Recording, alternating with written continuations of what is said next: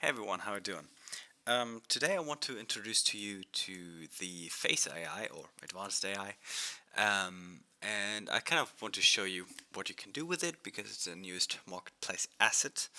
But before I show you actually what you can do properly, I want to tell you that this is a work in progress. So it works already very well in single player. It's not yet replicated. So until it's replicated and fully works on multiplayer, the price will be a bit lower. So get it while you can. And also, just so you know, this is the AI I developed for my own game, so it will be under constant development, and you will have regular updates coming. And you can also, of course, send me an email of what you think could be better or what you want to be maybe included if I can manage this. Okay. So, but without further ado, let's take a look at this. So actually, I start playing it here. No, actually, let's simulate it. Then we can look at this. So as you can see, they're fighting and they're dodging each other and stuff like that.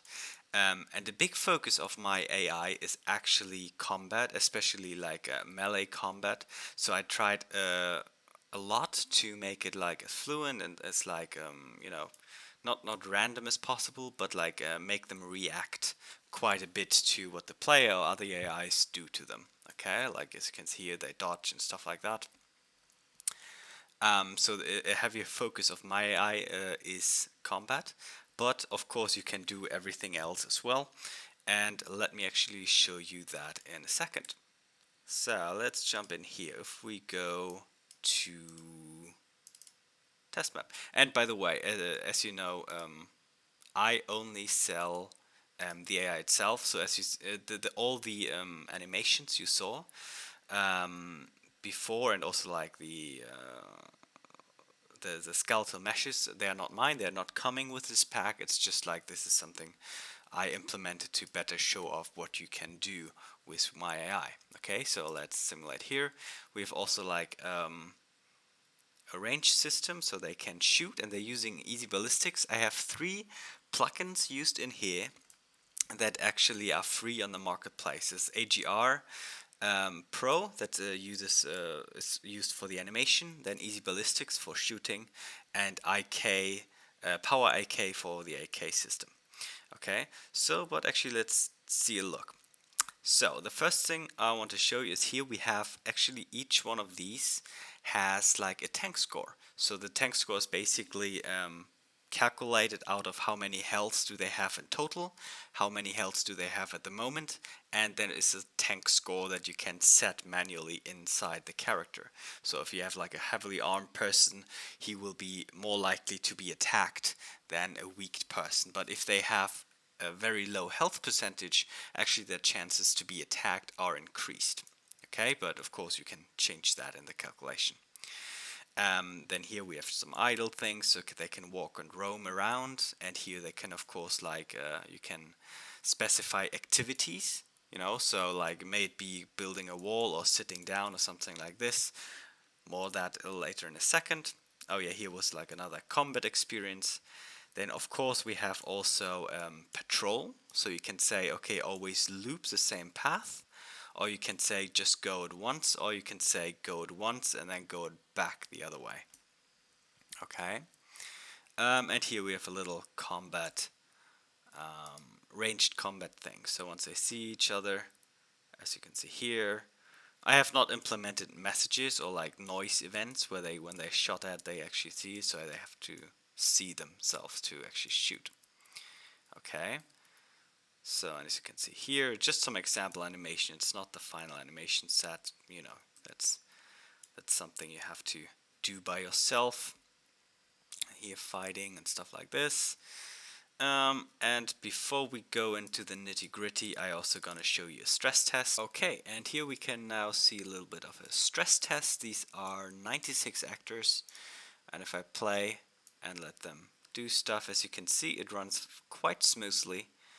and now they each finding like some enemies, and they're fighting and dodging and stuff like this, and it runs quite smoothly. So if I wouldn't be recording, this would be like absolutely no problem frame rate wise.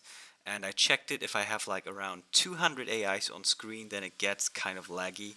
But also, as you know, once you like build the game and stuff like this, everything gets a little bit faster also again. So I would recommend using this AI at the moment with like around 100 actors, if you really have to go that far. Of course, the less the better, but it's up to 100. I would definitely say, okay, that's possible. Right. Okay, so now let's actually show you a little bit what you can do in more detail. So as you can see here, oh no, actually before that we show you what's in the box, okay? So apart from the AI, we have some of my other packs that I have, or the packs that will come out, so like some weapons, shields and guns, muzzle flashes. So we have here 4 muzzle flashes from my muzzle flash pack. Sorry. And then yeah, we have an interface where you can exchange things. So in the future, if you want to exchange like information or something like this from AI to AI, or to the player or whatever, you can do that with this interface. Then we have here some components that we need in a second. I'm going to show you that soon. Now, let's actually go in here. This is the base character, and if you want to create a new character, what you need to do is basically go in here, right click, create child from blueprint class, and then name this AI whatever, test for now. And let's actually go in here now. So if you open this up, there are a few things that are important to set up. Okay, so the first thing is, if I go just here in the general things, you can set up here health, makes it better, health, max health, damage, death animation, hit sounds, hit particle, and tank score. So these are important to set up. Let's go through them. So health and max health, self-explanatory, and as you remember from the targeting system that I've implemented, the more health they have, the more, so if they have, no, better like this, if they have the most health from all the targets available, they will have a higher chance to be attacked. Damage is 20, but 20 is not 20 damage each time, it's actually around 20 is the median. So it can be 10 damage and up to 30 damage, right? So 50% in one direction and 50% in the other direction. Then we have death animation. If you integrate death animations here, one of these will be randomly picked when they die, right? And after a certain amount, they will transition to ragdoll. If you have no death animation in here, it will automatically go into ragdoll once they die. And then we have hit and particle. These are basically when you hit an enemy with a melee weapon, then you will make this sound, and this particle will spawn, like for example blood, will spawn at the location where they hit. And then we have a tank score. 10 is the highest and 0 is the lowest, and depending on the tank score, again, they will be attacked more likely or less likely, and that is basically also the same for the player. These things you have to also implement into the player, and how they are communicating, that's also important, is if we go to exchange, let's actually go in here. Wait, why can I not? Oh, implement event, right. So you have to implement the event. So it's already implemented normally in the AI, so you also only have to set it here, right? But this is like if you would be a player and you want to implement it, you just go here and exchange implement, right? And then you plug in the values right here, like the variables, okay? I'll show you that in the player later on. But now let's actually go to how to set up the AI, okay? Sorry. So if you want to set up the AI, basically it works with a behavior tree, so it switches from behavior to behavior. I call it a phase, so it switches from phase to phase. Let's see how we do it. So first you have to specify what behavior tree to use and if it is alive. Replicated, like I said, I already started to implement it, but it's not ready yet for multiplayer, so it's just there, but forget about it. And then the start phase is in what phase does the AI start when they spawn or when the game starts. Okay, in my case, or most of the cases, it will be idle. So now let's see. We have here idle, combat, and movement. Let's start with idle, right? So if we click on here, this idle phase is a drop down, and this will be the same for every phase or every behavior that comes after. So it doesn't matter if it's melee. As you can see here, we also have a melee phase, the same settings. Let's take a look at it. So let's first see here. So the phase is idle, right? And down here you have idle variations, which can be stand, roam, activity, and talk. So these are like the most common ones, right? So stand is just standing around. Roam, you can specify how far, random distance, how far can they go, like 1000 units, for example. And then you can say if they arrive at that position, how long do they stand there? Like, for example, 5 seconds if you want. And talking interval is, if you say here talk, they kind of like go to another actor and start talking with them. Activity is basically, I show you that later, it's basically they go to a specific place and start and just play an animation there. Right, so they play the animation, and then if that is done, they will go to another activity. But all of that is handled in a separate blueprint. I'm going to show you that later. Because this is just a quick overview over the whole AI system, right? Let's go now into idle phase, which is the same for every phase we have. First of all, you can say base and overlay pose. They will be used, or they will be determined what kind of animation they play for movement, right? Overlay pose mostly is none, but you can, for example, also say, okay, pistol, blah, blah, blah, when they start aiming. And then rotation speed is like how fast do they rotate, and desired rotation is like when they walk somewhere, basically.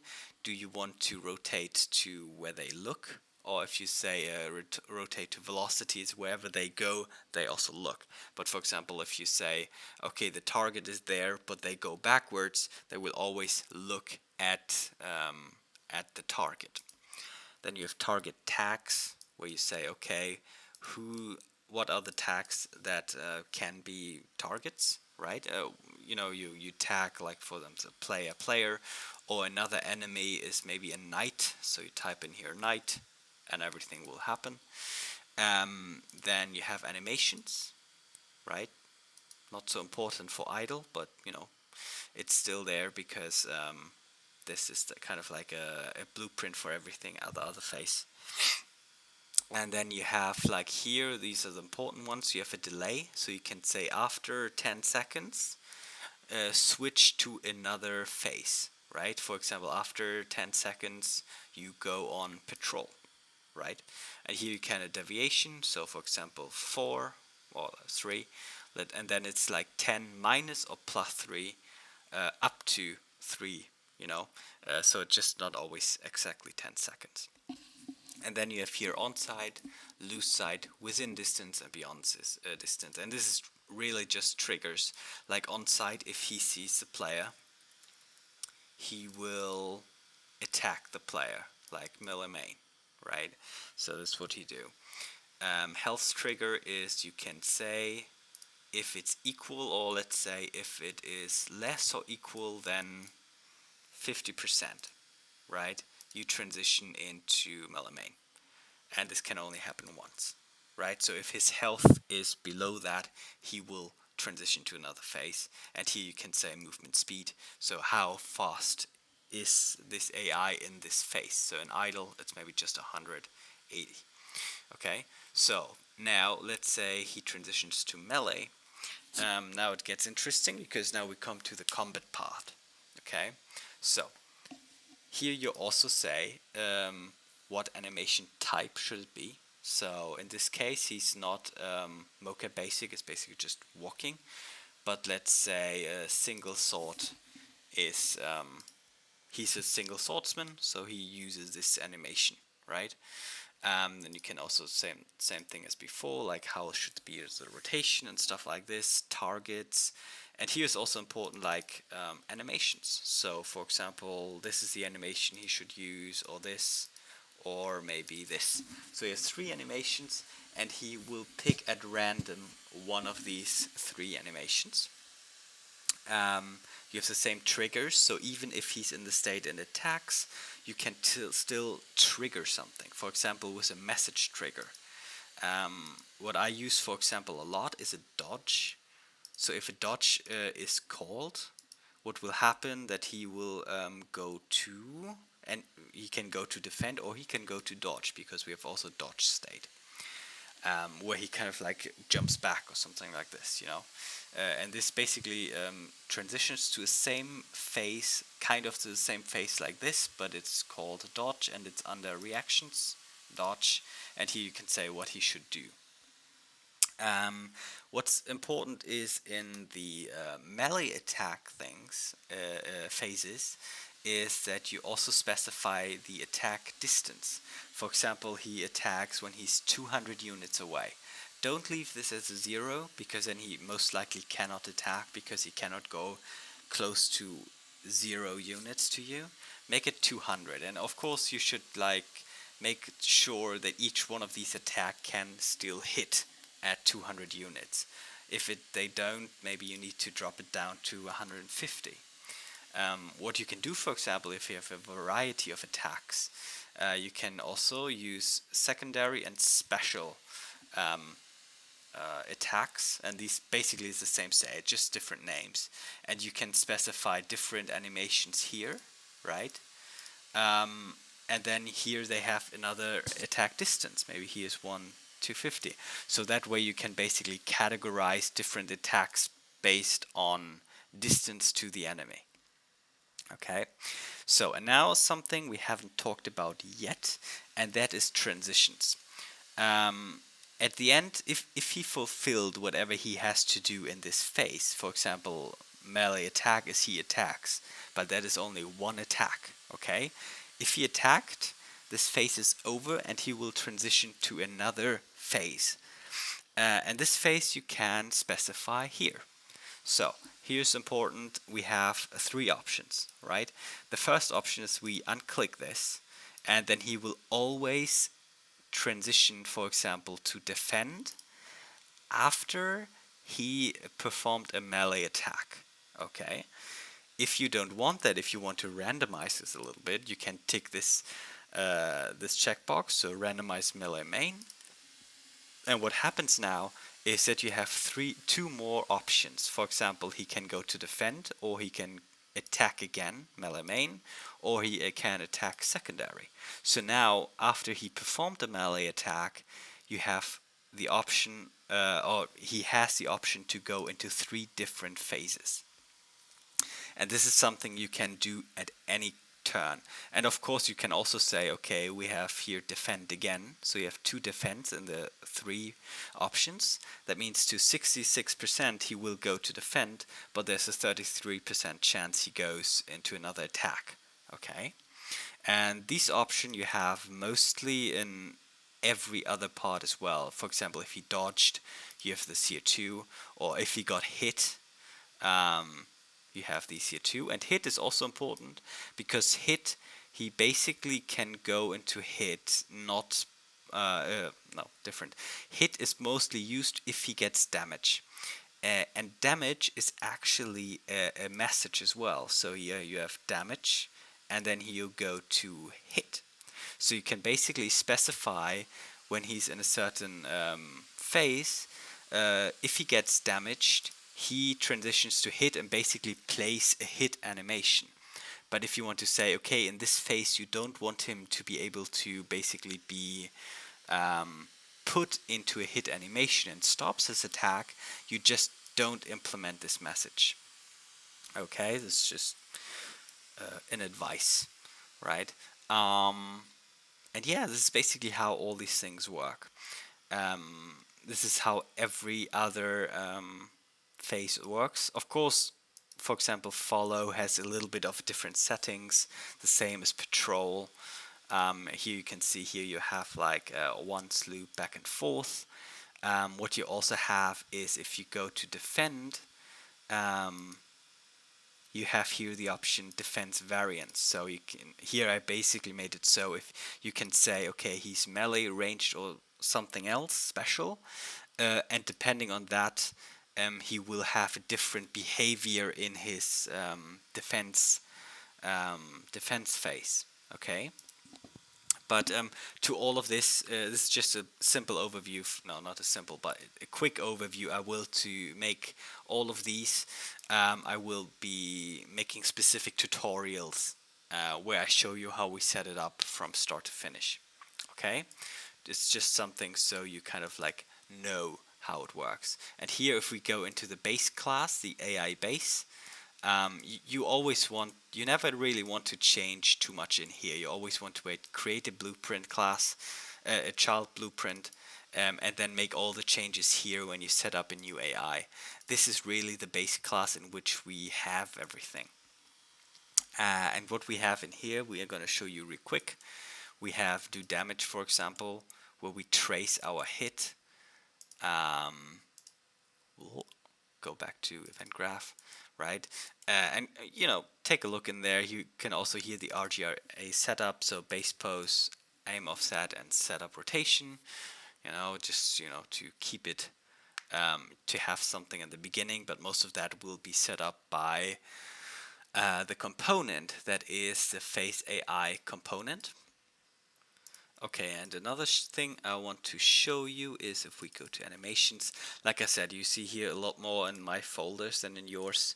Of course, you want to have your own animations. I use Cobalt animations a lot. They're great, and they're quite affordable.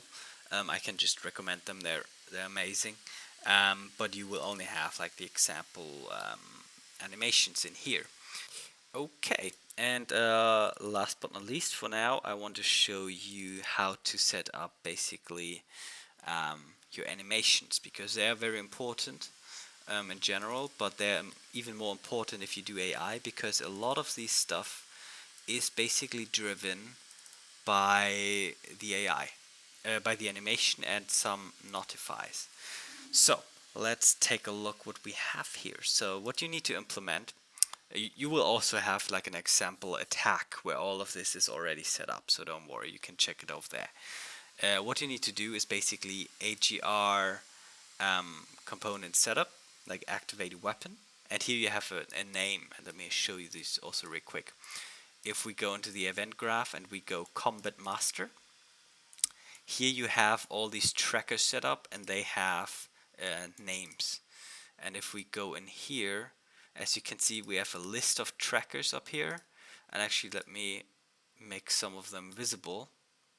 Suck here, and they basically overlaying the swords that they have later in their hand, and they basically are tracked like with traces.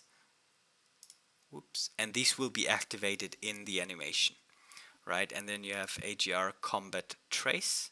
Right, trace hit, and here you basically specify from when to when will he trace the attack. Here, for example, from here to here, and this trail is just the trail if you have like trail particles. Another important thing is here the dodge.